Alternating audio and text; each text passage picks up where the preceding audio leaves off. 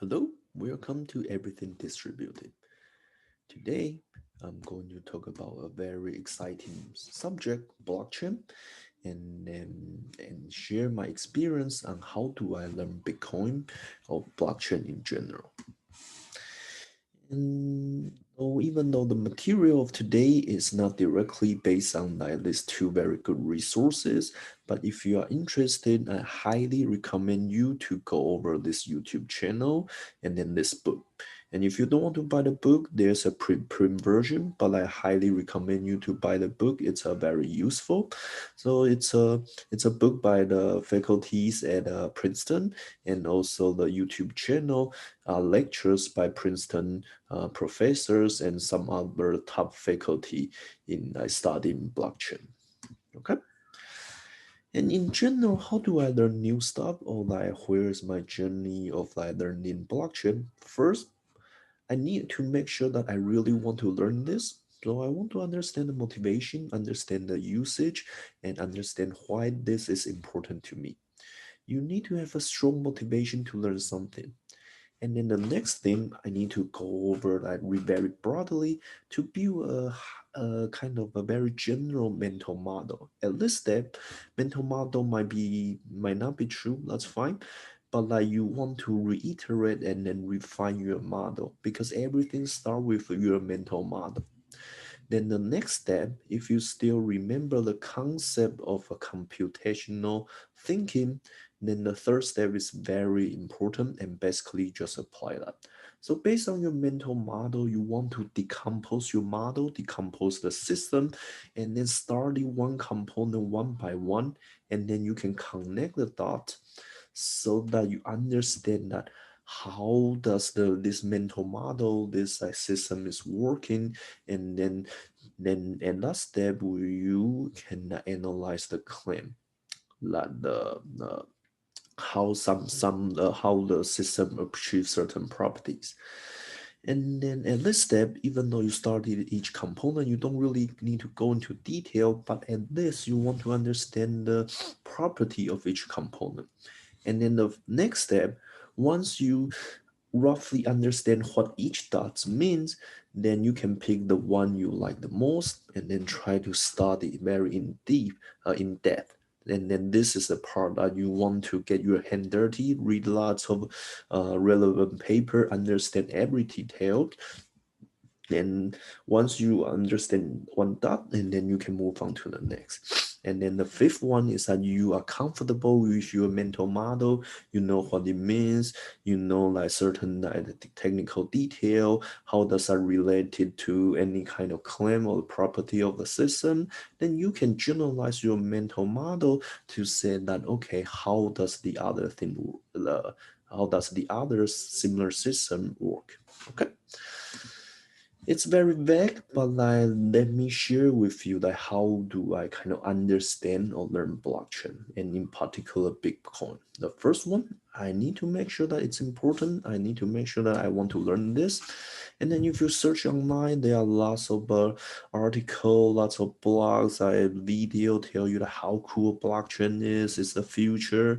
And then there are tons of stuff like cryptocurrency, asset transfer. You can use it for healthcare, voting, and then if you care about more CS related, you can use the storage to help IoT, to like the support machine learning, AI. Then you can also check like other applications in the link I provided. And then if you ever invest in Bitcoin at a very low point, then you should be really rich by now. But like that's all like kind of advanced thing. If you really don't care about technology or like industry as a whole, it's not really useful. So let's look at that. Suppose you're a student or even researcher. Why should you care about blockchain? First, is that a chance to make big money or you lose big money? and and yeah, but like most seriously is that if you want to build some new platform, build a new system and get funded, I think that blockchain, we are still in the hype, is still in the buzzword, And then if you like to hack the system, yeah, there are lots of open system with blockchain. You can have fun. And I think that it's the future, even though it may not really meet its hype. And then later on, I can share more what I think about blockchain in general.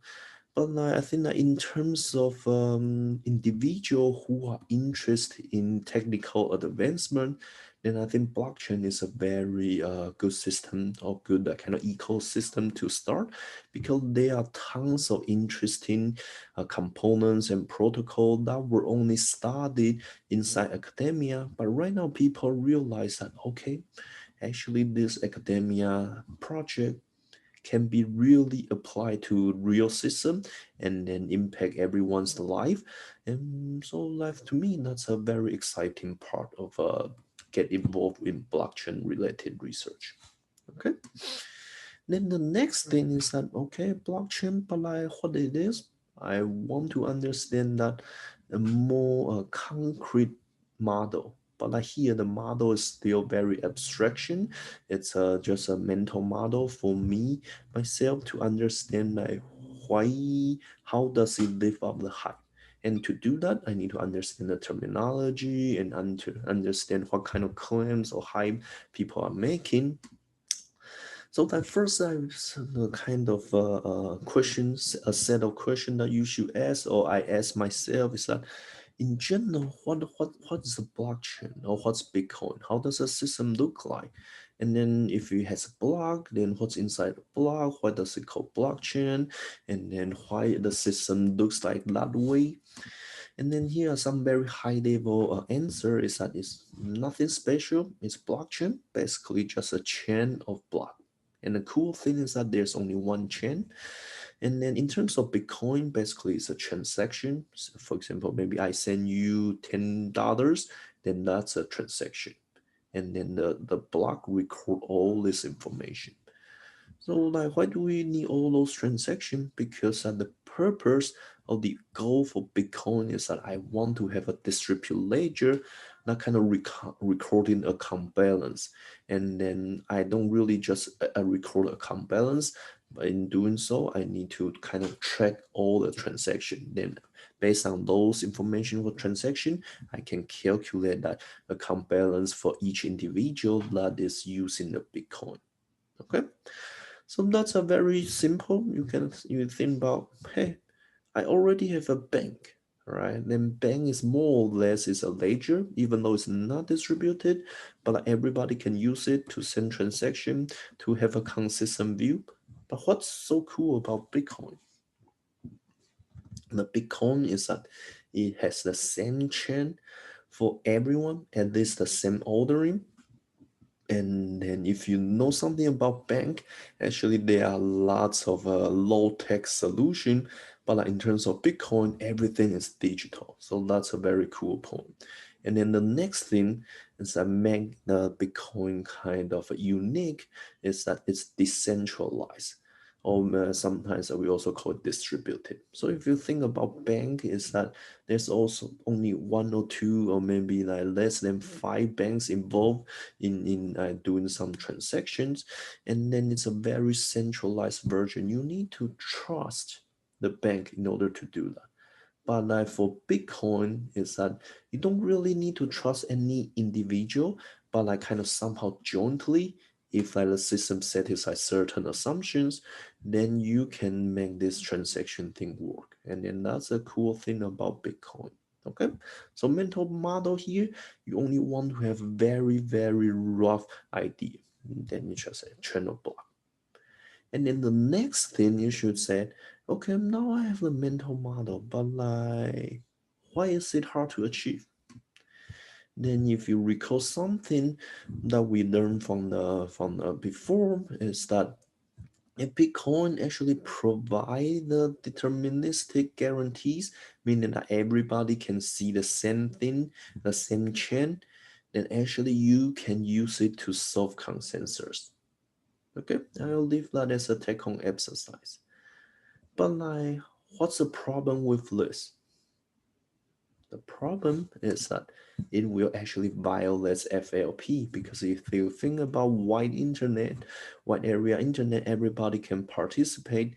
It's a asynchronous network. And then you also need to design it to be fault tolerant, so that basically there's no way to basically it's under the same model of FLP. Okay.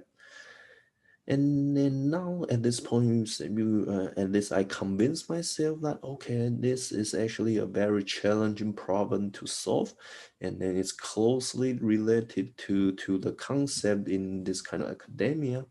So that's a very interesting thing to look at. Okay. And then at this point, you can also go on and then search more glossary, like what other people are thinking. I think that these two are very suitable for new people that try to learn blockchain. Okay.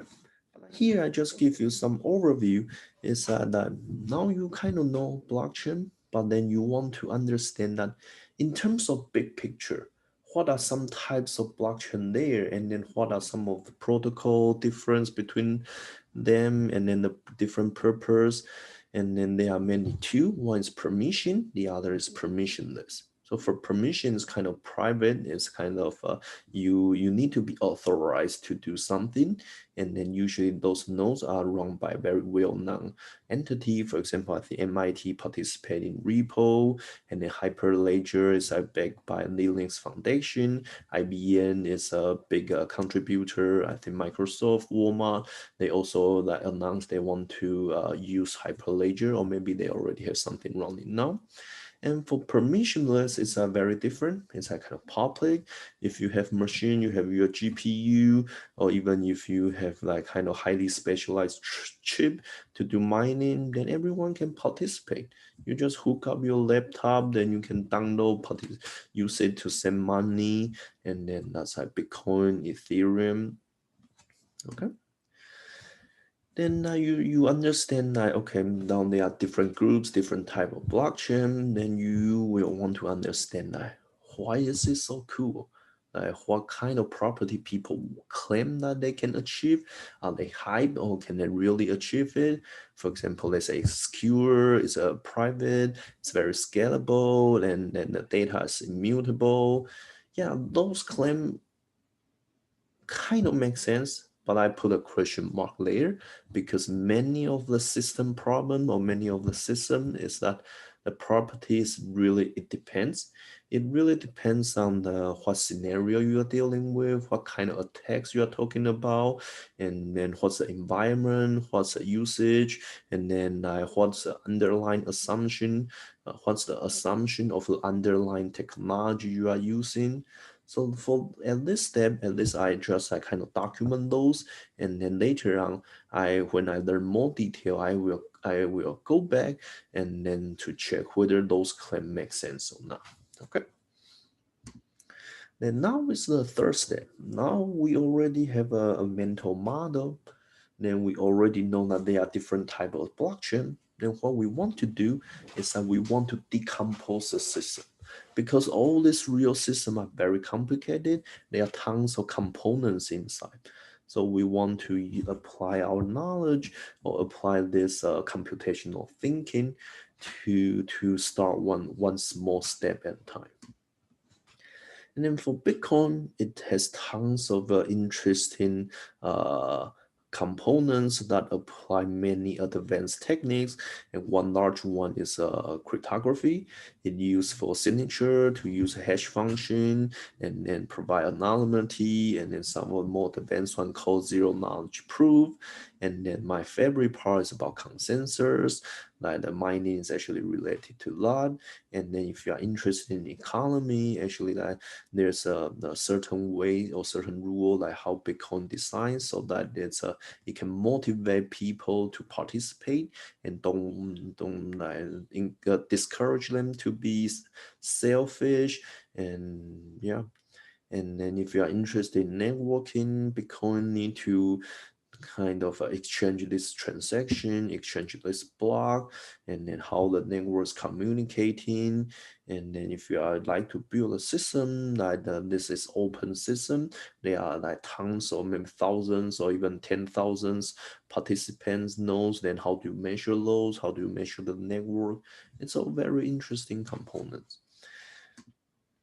And then in terms of blockchain, the one common way you do that is that, okay, now I have one block, then you, and this that you will want to understand that how the block is formed, then how is this transaction is like, what kind of data does a transaction consist of, and then where do I use a signature? Can multiple people sign a signature or not?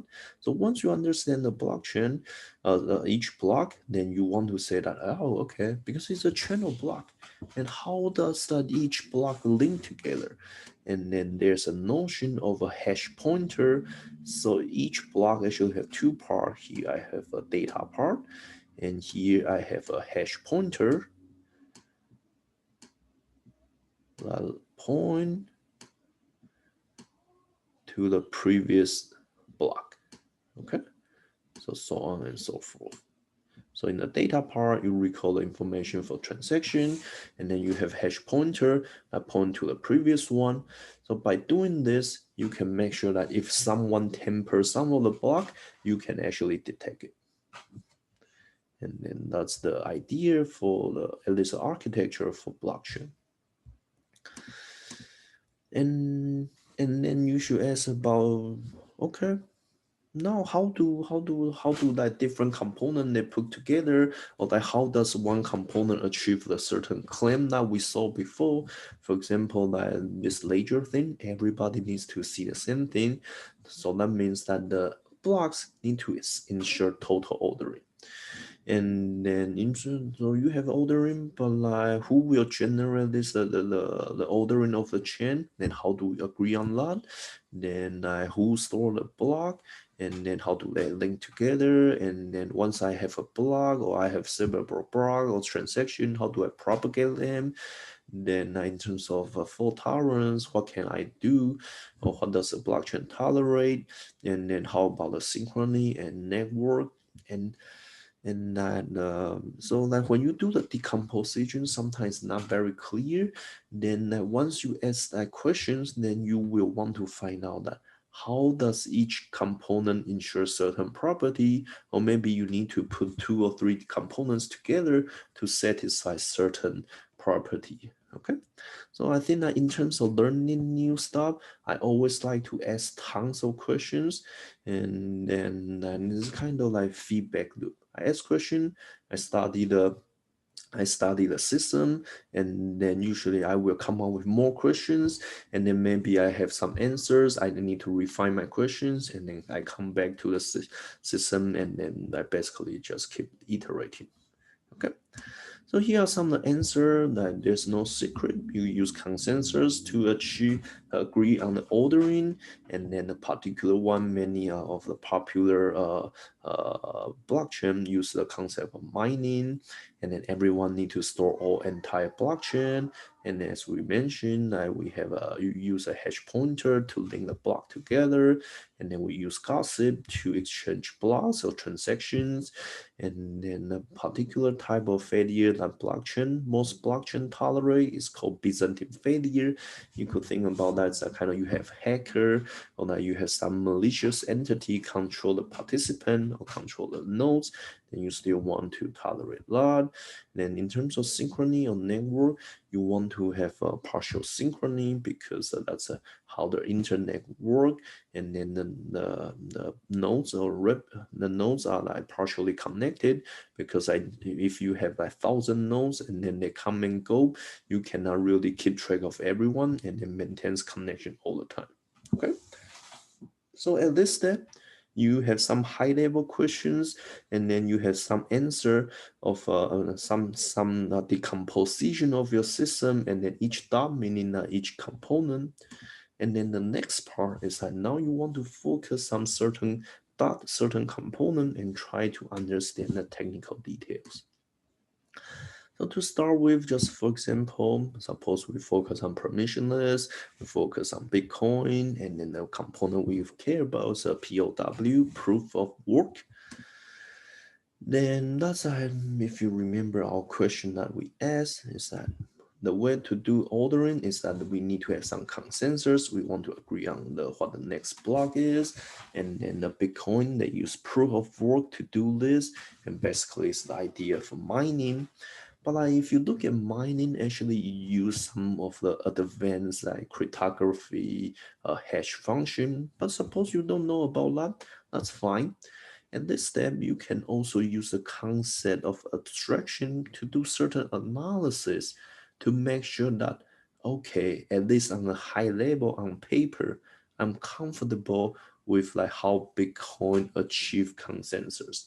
And then if you look at the Bitcoin white paper, it's actually very easy to read. They use this concept of oracle or like the lottery to abstract away of the technical detail of doing mining, and then basically they just say that, okay, if a node has a certain probability p to find the next block, then I can do blah blah blah to make sure that everybody will converge after a certain amount of time. Okay, so that's the idea. It's always that you start from the questions, then you try to see which component doing it and what's the technical thing. And then if some of the technical detail are too advanced, you can stay away from it, just work on the abstraction. And then once you get more knowledge, you can continue your study. Okay. And then finally, the final step is to generalize. Once you understand a certain or most of the technical detail, then you can look at around and say that what are different type of blockchains. For example, maybe I don't need to have only one chain, I can have a tree. I don't need to use mining, I can use other mechanism, or maybe I don't want to use a certain type of cryptography function. What else can I do? Then how does blockchain or Bitcoin compare to other thing? Then why do I have other thing, other design? What's the impact? Does it is it useful for my the intended use case? All those things that you can ask. Okay.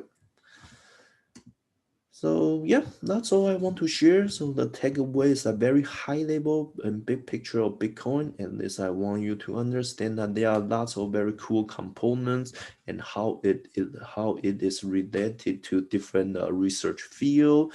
And also I share about like how do I learn new stuff, understand motivation, build mental model, and then decompose the system. Once I know what each dot means, then I can kind of fill in the technical details, and then finally I can generalize my knowledge. Okay, that's all. Thank you.